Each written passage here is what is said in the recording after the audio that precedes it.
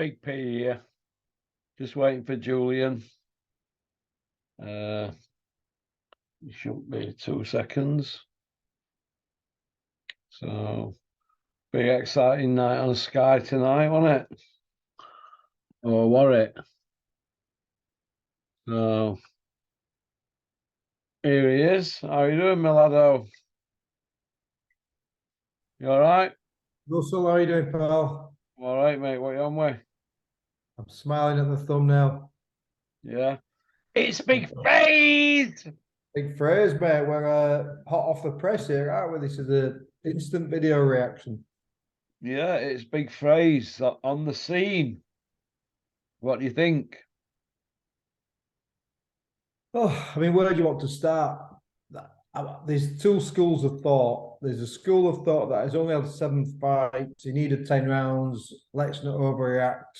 You know, he's got 10 rounds under his belt. You can pick a lot of positives from that if you are Ben Shalom and if you are team Fraser Clarke. But you and I were talking about Fraser Clarke a few weeks ago, and you asked my view, and I think we shared a similar view was, and this is not being critical, not everybody can be number one. Just don't think he's got it. I don't think he's got it to get to that world level.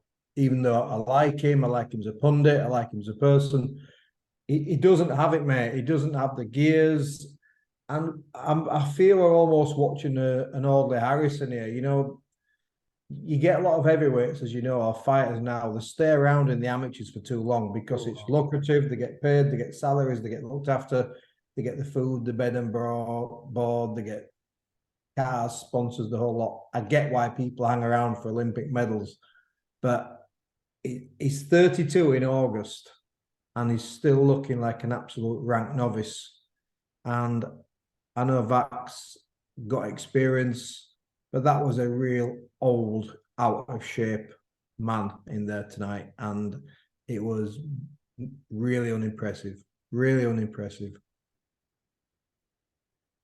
Yeah, I'm just going to be straight here. I mean, everybody's scared to death of him, aren't they, since he had all the Prince Patel. We're not allowed to say it about it. It's Big Phrase. He's a big stiff, and he stayed in amateurs too long. He's a big stiff, strutting about with his sunglasses on, acting goat like he's Mayweather and all that. He's had 7 fights. Get a grip, get and do your job, and get fit. You're pushing 40. Well, the thing is, right, we're realists and we get shut down, and everybody can say, well, what have you ever won? Or what have you ever done? And if people say that to you, then no one's allowed to talk about boxing unless you're an Olympian, then are you? We'd never have writers, would the great writers like Thomas House? would we? Nobody would ever talk about boxing because the only people qualified would be elite people to do that. Exactly. But the reality is this, right? I can think of 2 heavyweights. So I think of Frank Sanchez. He's 30 years old. He's had 22 fights. He's on the cusp of that top 10. He's already there. You've got Jared Anderson, 23-year-old, fighting another unbeaten fighter shortly. He's just beaten an unbeaten kid. He's taking hard fights at 23. He's looking sensational. So instead of this, Fraser Clarke's had 7 fights, give him a chance. He's got 10 rounds under his belt against just some guy who looked like the drag off the street. Ultimately, you have to compare him to those 2 fighters because of his amateur pedigree, because of his advanced age, and because of being in the WSB and all the noise around him, and his Olympic bronze medalist. Let's not compare him to a young kid on VIP shows having 4-rounders who's learning his trade. We have to compare him to the likes of Jared Anderson, and we have to compare him to the likes of Frank Sanchez because that's where he's at. So how do you think he compares to those 2? I think he's way off. Way off. You can't even measure it. You can't measure it. He's not took that Wardley fight because he knows himself. Yeah. He's too amateurish. He's too cumbersome. He's too amateur. He's admiring his workout time, and instead of finishing the guy off, he had him on hook, didn't he? A few times, didn't he? I took a minute of the Ben Shalom interview and Fraser Clarke interview, and because obviously we've just literally sat down now and we haven't watched it all, but I heard Fraser Clarke say sometimes you got to listen to experience, and he more or less said, "I'm not there yet." And I think there was almost an admission in there. I'm not saying I would have got beat, but there was almost an admission there that if I would have fought Fabio Wardley, I think I might have got beat. There was like this admission. It was a bizarre moment, unless I watched it wrong. But Fabio Wardley, good fighter, got good hands, good feet. But this is another novice. I mean, what are we actually saying now? What are we saying about Fraser Clarke? How long does he need then now? Does he need 4 years by the time we can put him against anybody who's actively world class? Is that what he needs? 4 years? By that time, he'll be nearly 36 years old. Has nobody, I always go on about fighters turning over too late, so you know who. Has nobody learned from Joe Joyce already? Joe Joyce, what is he now? 36? I'm just looking at 39. Whatever Joe Joyce is finished now. He's finished. So it's a No, he's 38 next. 38. 38. So if he's 38 next, he's coming off a loss because they're turning pro too late. They're waiting too long for title shots, and they're just in it because it's just massive cash. There's no real longevity in there. So Fraser Clarke's going to join the Audley Harrison. He's just going to hang around for money. Yeah, he'll hang about. He'll get to 15, 20 and 0 at some point. He'll get a big fight against somebody and he'll get tons of money because there's tons of money in heavyweight boxing. I mean, we talked about Dillian Whyte, don't we? Dillian Whyte is a multimillionaire, but his skills do not reflect his wealth. It's just people love the big guys. I mean, I thought Fraser Clarke's opponent, and before anybody turns around and says, "Oh, that he fought Klitschko and he did this and he did that." Yeah, 38 years ago. It's like people always give this narrative, don't you? He's tried and tested and he's only ever been stopped 4 times and blah, blah, blah. I watched the guy warming up. He could barely hit the pads. What would Huey do to Fraser Clarke, Huey? Hewitt Fury would absolutely toy with him. And anybody who thinks I'm just saying this because you're a friend of Peter's, I don't agree with you just for the sake of it. You know that, and everybody who watches you and I knows I don't do that. I give my own view. Huey Fury would ping him silly. He'd ping him silly. And it's just ridiculous. They just stay amateur way too long. It's people say, well, what do you mean he's got a bronze medal? He'll earn millions. But is it just about money, Russell? Is that what it's just about? Yeah. Is it not about being heavyweight champion of the world when you turn pro? They got a big signing on fee and all that. He's probably a wealthy guy, isn't he? And what I also want to know as well is why are these fighters like Fraser Clarke? I'm not digging him out because I've always spoke highly of Fraser Clarke as a pundit. But why have we got fighters like Fraser Clarke who have got this massive team around them? Conditioners, nutritionists, dietitians, strength conditioners, assistant coaches, head coaches, strategic boxing coaches, performance directors. They've got all these people around them and all these facilities, and they get in there and they plod and throw about 10 punches around. And I know it was hot in there, but it's hot in Vegas, it's hot in Mexico. Try fighting over there. And he looked after 6 or 7 rounds like he was absolutely exhausted. Against nothing coming back at him, there was hardly anything coming back at him whatsoever. There was no pressure on him. There was no combinations. There was no big shots thrown to him. Somebody putting some feints on him and making him move. Yeah, and if anybody thinks he wasn't exhausted, when he took his glove off or his gloves off at the end, he sat down. You don't often see that. Well, average heavyweight rehydrates, doesn't it, to 8 to 10 pounds, after weighing, to get fluids in and that. So he's over 20 stone in ring, isn't he? Too big, mate. Yeah, we say this all the time. They're too big, and obviously you can't help the evolution and people are growing, but they're too big. They're carrying too much weight around them, and Holyfield didn't get big when everybody else what did he? No, it's just too much weight to carry around, isn't it? It's like you can tell. It's like you get, Anthony Joshua. I know he looks the part, but all these fighters, they fluctuate by a stone and a half, don't they? They'll say, oh, he's put 12 pounds on since his last fight, or he's lost 9 pounds. They fluctuate all the time. You don't get that with other fighters, do you, down the weights? It's just heavyweights. I mean, come on. All right. Riddick Bowe against Fraser Clarke after 7 fights each. Who wins?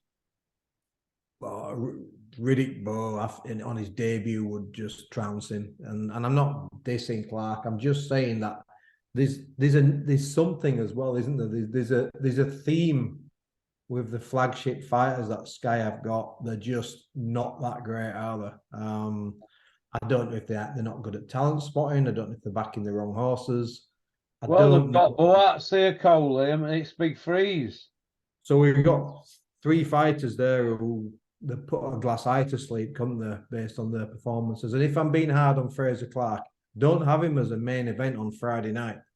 Have him down the card, learning his trade, plying his trade. But no, if you're Has going he to got sell too much pressure on him, even though he's an adult and he's 32? Has he got too much pressure on him because he's young in pro boxing? Is it? Are we asking too much of him? Do we want to rush him because he's got an Olympic bronze? Is that Olympic bronze a big weight round his neck? it can be a curse, but when we look at, all right, I'm going to go back now, but you look at Joe Fraser, George Foreman, Ali, and He's a bit of a jolly kid, isn't he? Really, isn't he? yeah, look at Lennox Lewis. Those guys are Olympic champions with pressure on them, but they perform. I mean, that's not. Listen, people watching this now saying you're digging him out. He's learning his trade. He's not learning his trade after the amount of amateur fights at elite level he's had. He's not. He's 32 in August. He's not learning his bloody trade right now. He should realistically be 18 to 24 months away from fighting for a world title. Now, he's not there, mate. We spoke about it before, didn't we? He needs 15 fights on board in 2 more years, doesn't he? At least. Yeah, and how long is it? 15 and 0, doesn't he? How long is it going to take him to have another 15 fights? 36, 37. If they're going to do a Johnny Fisher on him, I mean, why don't you fight David Adelaide or Dave Allen? Well, that's who we should be looking to fight now, shouldn't they? Because, would you put him in with Dave Allen? Dave Allen, and I never massively rave about Dave Allen, but Dave Allen motivated and in shape, I think would give Fraser Clarke fits. I just think he would. I think there's just something about Fraser, isn't there? Do you know what the worrying things for me? And by the way, I'm not saying he's not a good fighter. He's a decent fighter. We're talking about now a fighter as a future world champion, aren't we? That's how we have to. He's Olympic bronze, so he's got to be touted as a world champion, hasn't he? Exactly. We have to have the discussions around. That's why we're saying, is that going to be a burden for him as a young lad moving forward? Exactly. We're not just talking about him being a Southern area champion, are we? Because of his pedigree and because of the money that he's earning, we're talking about a future world champion. And he's so far away from that. And we know now why he didn't go for the Fabio Wardley fight, or his handlers didn't go for that fight. Because honestly, he wouldn't have lasted. I mean, there were 3 worrying signs for me. 2 of the worrying signs, and they're not the be all and end all, but certainly one of them isn't what I've had before this fight. I've mentioned it before this fight. Is one of them is he's very predictable in everything he does. He does the same combinations. It's like he's on the pads. He's got one pace and he's quite predictable. The second thing is I really don't think he hits that hard. I don't think he hits hard enough to impact at world level. And when people turn around and say, hang on a minute, not every heavyweight's been a massive puncher. No, they might not have done. Larry Holmes and Ali might not have been huge punchers, but they had skill sets what were off the planet. So they didn't need that crunching power. So there's a lack of you enough to hurt you, though. Oh, they got a lot of stoppages, didn't they? Because they were so good, they were so brilliant and advanced. But so I was worried about his pace. I'm worried about his lack of power. But what I was worried about tonight was even when Vac did throw shots, which were really slow and really telegraphed, and no snapping them, he caught Clarke every time he threw something. He caught Fraser Clarke. So the defense is poor. The defense is really poor. The only thing I will say is, and I've mentioned this before, it was hot in there. You could see it was hot in there, but boxing's not a winter sport, is it, Russell? No. And you have to fight all over. Firefighters, aren't they? The firefighters say the Warriors are firefighter. Well, fight fires, and he did fight fire at the end. He had his gloves took off him while he was sat down, so he looked to me like he was ready to collapse. Oh, and the other sign that was ready to collapse was the panic at the end of the 9th round when his coach said to him, he says, 3 more rounds, and Fraser Clarke went, 3 minutes, and I think his coach, either it was a slip of the tongue or he thought it was a 12-rounder, that Fraser Clarke had that momentarily panic what said, no, 3 minutes, not 3 rounds, as they'll say, I ain't got 3 more rounds in me. And you have to wonder, had Vac put any kind of pressure on him and being like 3 years younger, that might not have ended well for Clarke. So anybody who thinks we're being harsh, I'll just say this. Let's come back in 2 years, 3 years and see where he is. Will they dig Lucas Brown up for him next? They're going to have to dig somebody up who we recognise, but... They're talking about Lucas Brown for him, aren't they? Is that what they're talking Lucas about? Brown and Dave Allen, they're talking. Big Daddy Brown's, I mean, how old is that guy now? 44 now. He's got to be he's a real old man. Who's the back? Is he spotty odd? Isn't he back? Yeah, 41 or something. Oh, Brown just got beat by Gerald Miller, didn't he? I think Miller stopped him or something in 6 or 7 rounds. And yeah, so Brown's an old man. Dave Allen, I don't think Dennis will get the call for that fight. And anybody who says you're going on about Dave Allen, I never go on about Dave Allen. But they're going to have to be careful with Fraser Clarke. But what do? Do you drag your investment out for the next 3 to 4 years and wait for him to get well beat, or do you roll the dice? But he's coming up 44, that. Yeah, someone's going to have to learn from this. Someone's going to have to learn from these heavyweights. His phrase going to be knocking all 40-odd-year-olds out. Well, someone's going to have to learn from these heavyweights staying amateur for all this length of time and turning over so late. It's just not. It's not good. We've got no longevity in heavyweights. As I've mentioned, Joyce. You know, it's like Harrison. They're too old. They're not. You know, they're getting beaten the Europeans and something. They keep hanging around and getting better and getting better and getting better. Right now, I'm going to get to the Olympics. Now I'm going to get a bronze medal or a gold medal. But that just makes you a career amateur. That doesn't make you a future heavyweight champion of the world. You know, I know times have changed, but what was Ali when he turned pro? 18 years old or something. You know, Holmes was 21 or something. These are so. If Fraser Clarke is 32 in August, Larry Holmes was 32 when he fought Jerry Cooney. Now that's called perspective, Russell, isn't it? Yeah. Larry Holmes had been heavyweight champion of the world for 4 years. I think it was about 38-0, 37-0 when he fought Jerry Cooney. And it was 32 when he fought Jerry Cooney. And Fraser Clarke's 32 and he just fought Maris Vac. And don't forget, Fraser's have had to train all that time at EAS all the time, won't he?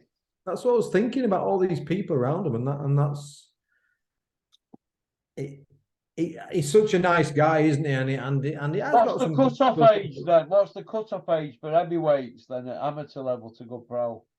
Well, for me, I think by the time you're 26, 25, 26, you want to be turning pro. And even I would consider that quite late. If you look at Jared Anderson, and I'm mentioning Anderson again, he's 23 years old. I think he turned over when he was about 21. Young kids, they're fearless, but it's what, I mean, if you look at another good example was Luke Campbell. Luke Campbell, very, very good fighter, but Luke Campbell, he did 2 Olympics, didn't he? He was an amateur for so long. And Campbell turned pro quite late. And what happens is there's 2 things that happen. One, you might have you get stronger and get mature as you get older. But when you're 21, 22, 23, 24, your testosterone's off the scales. Can you remember how frightening Mike Tyson was in his early 20s or late teens? His testosterone was off the scales. And as you get older, I'm not suggesting a guy who's 32 doesn't have high levels of testosterone, but as you get older, your testosterone does drop ever so slightly. But when fighters are young and they're on their way up, they might not have fighters get to 31, 32, 33, they've got 20, 30 fights under the belt. They have experience. So you look at Tyson Fury now, he's got a lot of experience as Tyson Fury. And there are fighters out there with experience.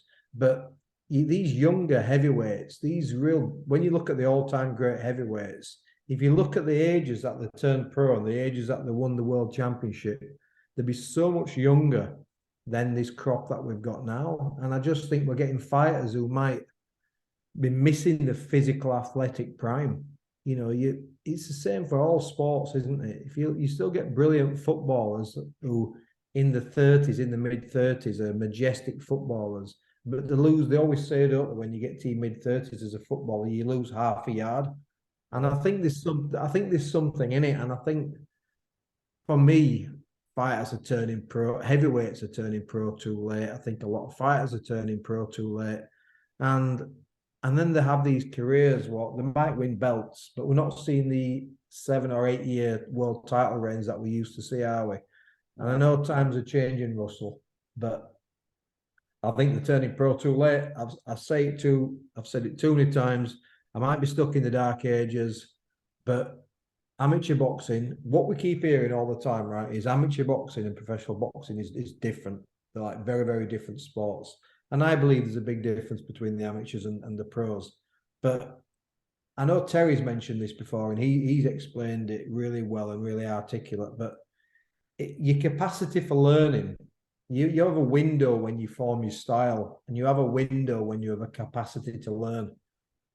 And once you get past that window, you might get a little bit stronger and a little bit more experienced, but you can't learn new things when you get to 26, 27, 28, 29 as a boxer, because your boxing DNA, your style, your blueprint has already been established through those formative years, through the early years as an amateur. And I think what happens then is people stay career amateurs for too long.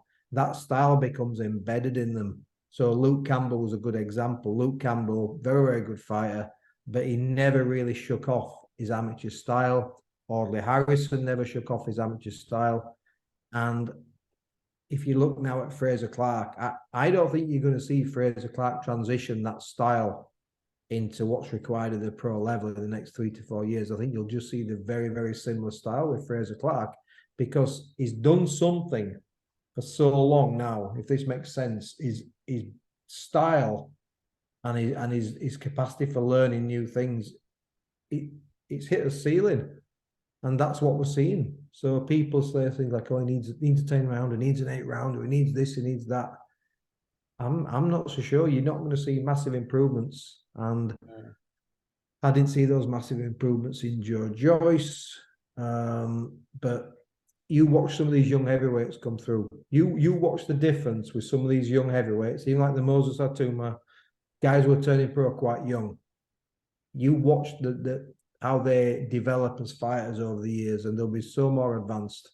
I think it's going to be it could be a disaster. Could the Olympics, boxing likely not being at the Olympics in 2028, but it might be a blessing in disguise as well. It might be that we get people turning pro younger, and that they have longer pro careers, and they become more evolved as professional fighters. Big John Fury's outburst. He said he's going to slap Eddie Hearn. Who sets fire? I'll give him a view on this. He's just, we give Eddie some stick, and I know we have a joke about John Fury's, bare knuckle record, etc. But that's just out and out bullying, is that? All right, Eddie's a grown man, and he has a bit of a twinkle in his eye, but what John's saying, it's just out and out bullying. He's setting his head up for a fall now, anyway. Everything. Every time they say anything now, they're setting his head up for a fall. I mean, is he PR guy for Tyson? Because he's not doing a good job slagging fans up, is he? He's doing a terrible job. He slagged the coach off. You watching 6 to 12 months will be slagging Frank Warren off, slagging Bob Arum off. And I think what's happened, and I've always been a fan of Tyson Fury. I've always laughed at John Fury, and I find him entertaining. But something's happened in this last 12 to 18 months. And I truly believe this, that they've become, their egos have gone off the scale. And they've almost become these godlike figures who think they can say what they want, do what they want.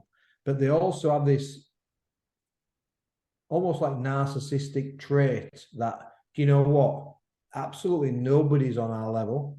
All right, okay, we can do what we want. We're the greatest of all time. I'm the greatest coach. You're the greatest boxer, and they've almost become godlike. And I think their demands have become godlike as well. So, like so Tommy Fury's had too much money thrown at him by the Saudis for the Jake Paul fight, and they're getting all this crazy money thrown at them that they have become godlike. They become. It's just my son's here that saw Russell's been out. You can hear George now. Yeah.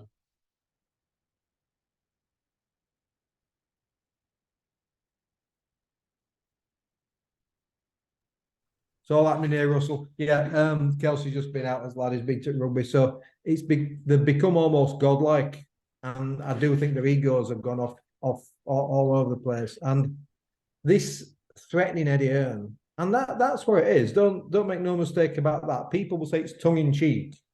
John Fury continually says these things that if I see him, I'm going to give him a slap, and I don't find it pleasant, if I'm being honest. And people might say, "Don't be silly, Jules," but I don't find it pleasant. He's trying to People are intimidate. scared to ask proper questions, aren't they? Media to him. That's the problem they're causing with media. Well, he's causing.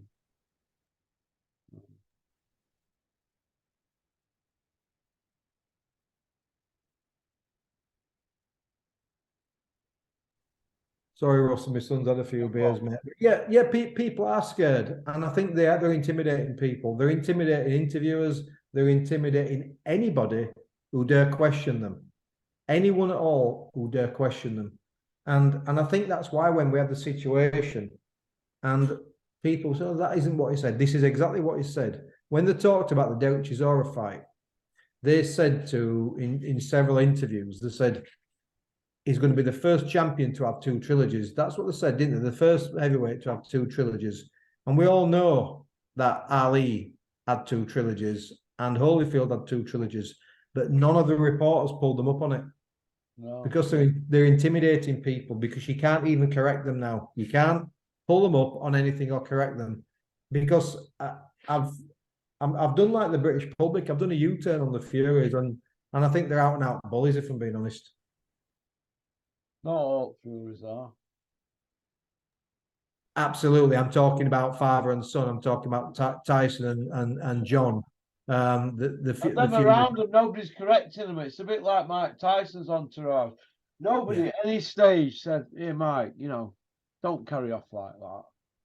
Nobody. Bad behaviour was allowed, wasn't it? Yeah. And by the way, when we talk about the Furies, I like Tommy as well. I don't think Tommy's a bully. I think he always comes across as a really fine young man. Huey does, Peter, gentleman.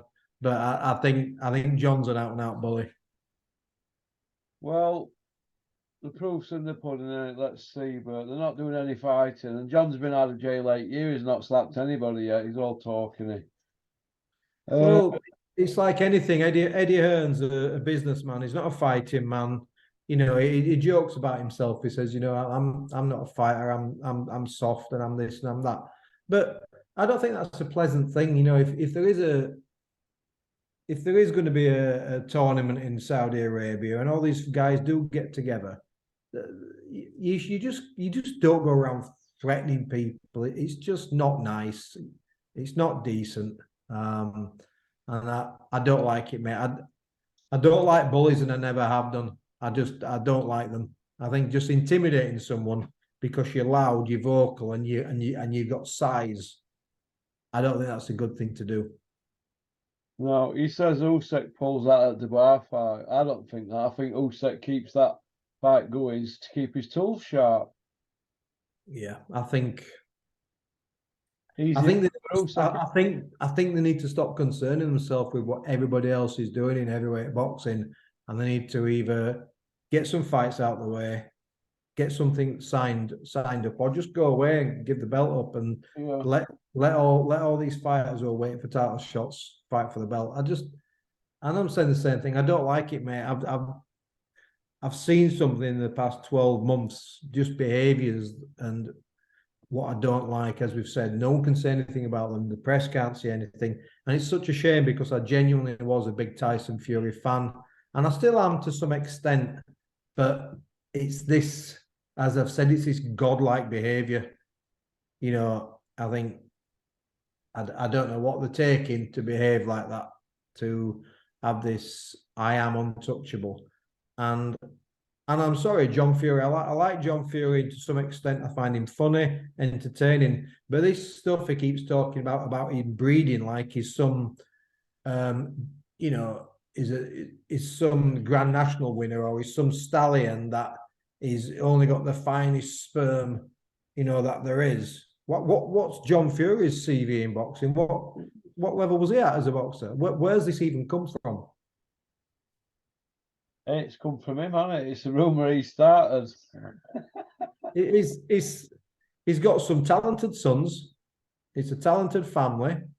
There are other talented fighting families. You don't hear Vitaly and Vladimir Klitschko's parents, that's if they're still alive, I don't know about that, shouting and carrying on about how great their sperm is and how fantastic Mr. Klitschko's ball sack is doing. Who wants to know this stuff? Who even wants to know anything about this stuff?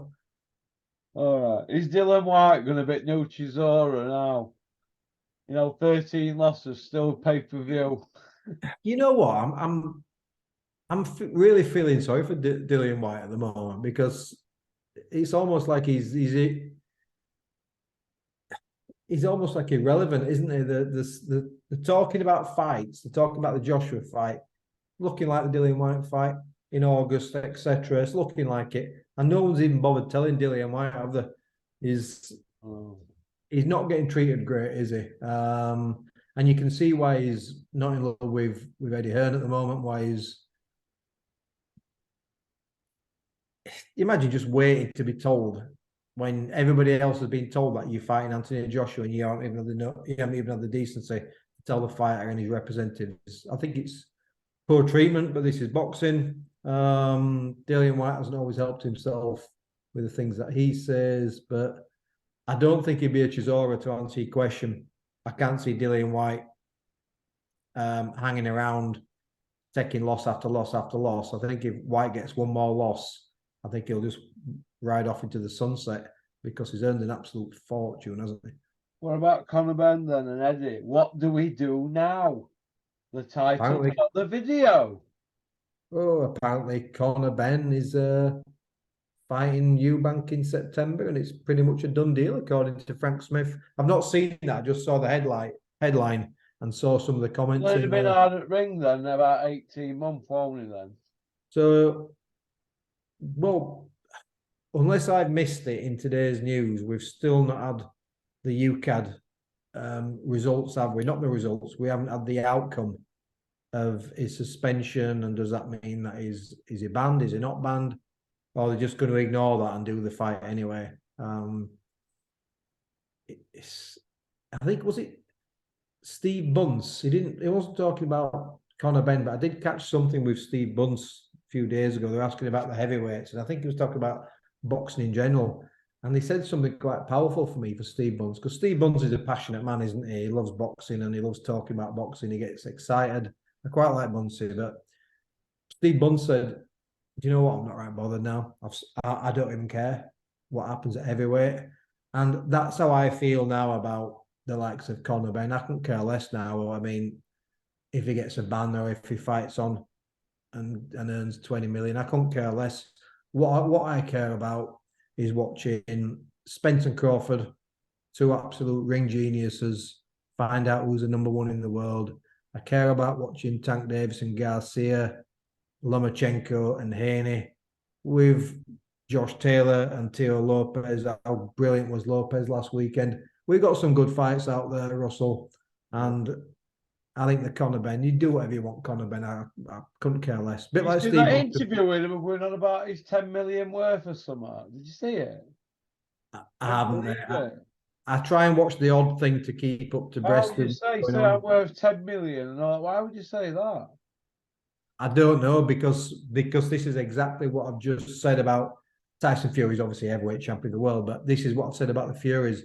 is it's the ego's out of control. The ego is out of control. So for whatever reason, and again, it's real traces of narcissism. So for whatever reason, Conor Benn thinks he's worth 10 million. He thinks whoever fights him is not going to go 2 rounds. No matter who it is, they're going to get blown away in 2 rounds.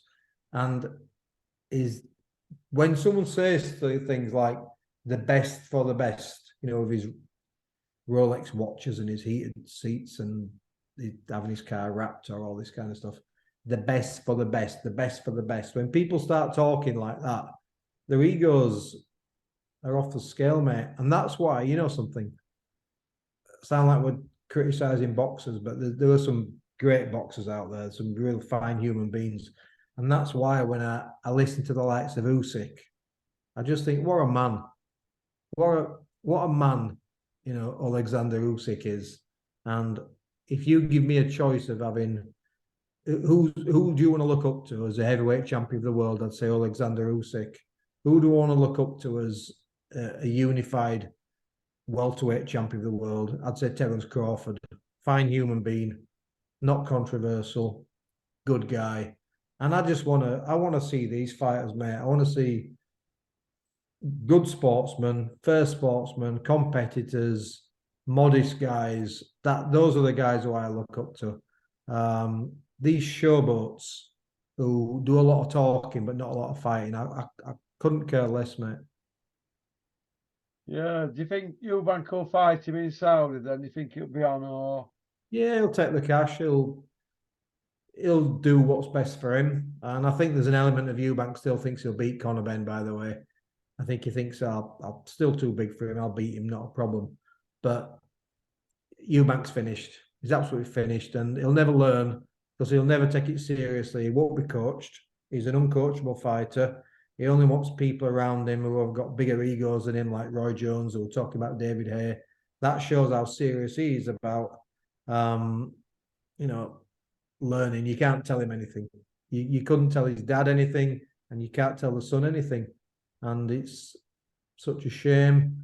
And 12, 18 months ago, whenever we were supposed to fight Conor Benn last October, I thought, even though it was almost legalized murder with him potentially getting hurt at 157, I did think that Eubank would probably win that fight. And I'm not too sure now if Eubank beats Benn. I think his punch resistance has gone. And coming off a knockout like that, He'll swarm him like his dad used to swarm him, won't he? Is that his real right hand, wasn't he, his dad? You can see it, can't you? You can see Conor Benn beating him. You can just see it. Timing, age, youth. He'll cut him down like cheese, mate. You can see it, can't you? The shot what Liam Smith did him with wasn't a great. It was all right. It was a decent shot, but him and Liam Smith would be a good fight at 154, wouldn't it? Yeah, Liam Smith would beat Conor Benn, mate. At 154, yeah. Too much of a man for him. Too much of a man for him. Too rounded. Too tough. Too tough. It's a fight, even though Conor Benn's a villain at the moment. It's a fight we'd all pay-per-view for beefy and him, wouldn't we? That would be a massive fight. That would be a huge fight. I don't want to see Conor Benn against Kell Brook. I absolutely don't want to see that. I just don't want to see Kell Brook box again. No. Kell and Benn would be a good one, but I think Kell schools him, mate. But not at 147. Not at 147. I don't know because I'll always favour youth when it's a timing thing. I always think the young hungry lion will 9 times out of 10 will get the guy who's shaky. And I think whilst Kell Brook looked pretty good against Amir Khan, I thought Amir Khan looked absolutely dreadful. He was 5 years shot to pieces. So I don't know. I don't know about Kell Brook beating Conor Benn. But what I do know is Ennis, Virgil Ortiz, Crawford and Spence smash him to pieces and smash him to pieces. Well, we'll see. Okie dokie. Right, listen, thank you very much, Julian. It's been a pleasure. Have a great Always good to talk to you, mate. What's left of it? You take care, pal. Speak soon, mate. Cheers, buddy. Thank you, everybody. Bye. If anybody's interested in a few quid in tough times, sharing a link on your social medias, you share every other thing. Just get in touch, pokecorner@mail.com. You've got to be in it to win it. Get yourself a few quid. Peace out. Pop, pop, bang. End of bum.